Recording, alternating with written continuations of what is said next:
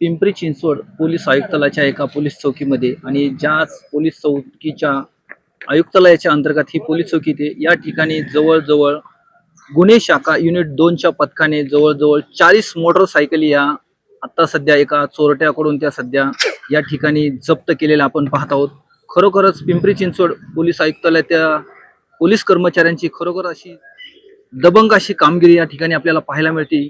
आपण पाहू शकता याच्यामध्ये सर्वात जास्त या स्प्लेंडर कंपनीच्या गाड्या आहेत आणि त्या सर्वात जास्त या चोरट्यांनी चोरी केलेल्या दिसत आहेत. सध्या या महाराष्ट्रभरातले प्रत्येक जिल्ह्यातलं या ठिकाणी नंबर दिसतोय, जेणेकरून त्यांनी या प्रत्येक जिल्ह्यामधले नंबर गाडी या ठिकाणी चोरलेले आहेत आणि ते पिंपरी चिंचवड पोलीस आयुक्तालयाच्या गुन्हे शाखा युनिट 2च्या या पथकाने अतिशय शिथाफीने आरोपी असणारा अशफाक इसाक पठाण वय 32 वर्षे राहणार मुक्काम पोस्ट पाडळी तालुका पाथर्डी जिल्हा अहिल्यानगर यास बालेवाडी परिसरातून पोलिसांच्या पथकाने दिनांक 7 मार्च 2026 रोजी अगदी शिथाफीने या आरोपीला पकडला आहे. आणि पिंपरी चिंचवड पोलिसांच्या खरोखरच कौतुकाची अशी कामगिरी की जवळजवळ 40 मोटरसायकली या त्यांनी या ठिकाणी पकडलेले आहेत. आता सध्या त्यांची सर्वात मोठी अशी कामगिरी आपण पाहत आहोत.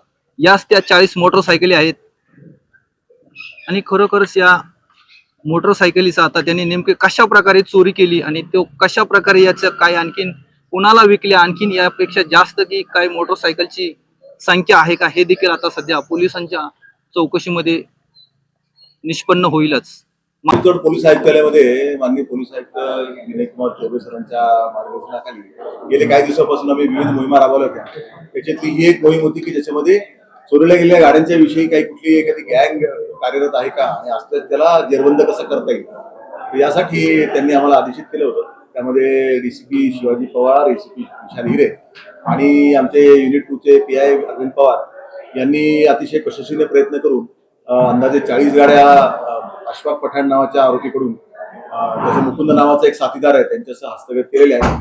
2 तारखेला जी बावधन पोलीस स्टेशन मधून गाडी चोरवली गेली होती त्या गाडीचा माग घेताना त्याचा अंदाज घेत आणि सीसीटीव्हीच्या कॅमेराचं निरीक्षण आणि अनालिसिस करता करता त्यांना पूर्ण या चेनचा पत्ता लागलेला आहे आणि आतापर्यंत आम्ही 40 गाड्या हस्तगत केलेल्या आहेत. त्यात अंदाजे गाड्यांची किंमत 20 ते 22 लाख रुपये आहे. अंदाजे यामध्ये आणखी गुन्हेगार असण्याची शक्यता आहे. हो, आणखी गुन्हेगार असण्याची शक्यता आहे. आतापर्यंत त्याचा एक मीडिएटर आहे मुकुंद नावाचा. मुकुंदला आम्ही ताब्यात घेतलेला आहे, पाठवत्याचा आहे. अजून कोणी मध्यस्थ त्याच्यात आहेत का आणि त्यांच्याकडून काही त्यांनी गाड्या अजून काही लोकांना विकल्यात का याचा आम्ही खात्री करत आहोत. आता तो आमच्या ताब्यात आहे. अजून त्यांच्यावर काय पहिले गुन्हे आहेत? हो बरोबर, त्यांच्यावरती गुन्हे आहेत. इतर पोलीस स्टेशनमध्ये नगर जिल्ह्यामध्ये मला वाटतं गुन्हे आहेत त्यांच्यावर.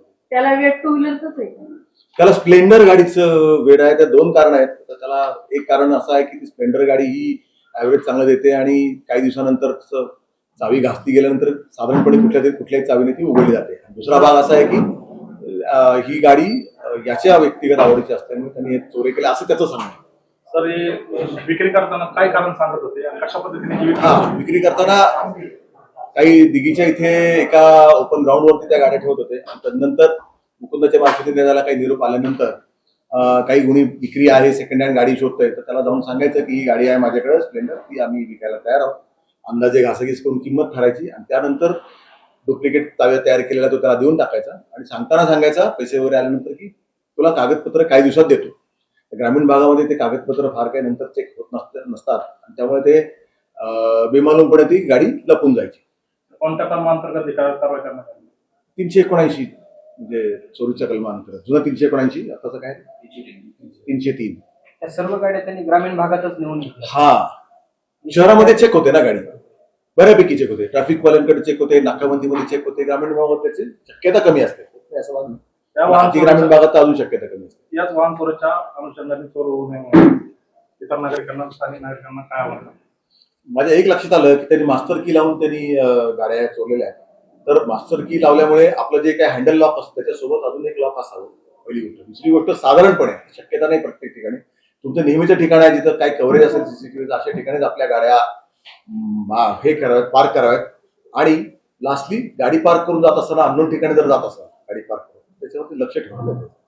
गाडी चोरी करण्याची सुरुवात करताना त्याला पहिलं म्हणजे काय डोक्यात होतं की त्यांनी ही सुरुवात केली? गाडी चोरायला सुरुवात केली त्यांनी. चोरी त्याची स्प्लेंडर आवडत होती आणि त्याच्या लक्षात आलं की आज इझिली गाडी चोरली जाते. नंतर मग तो प्रख्यात चोर बनला.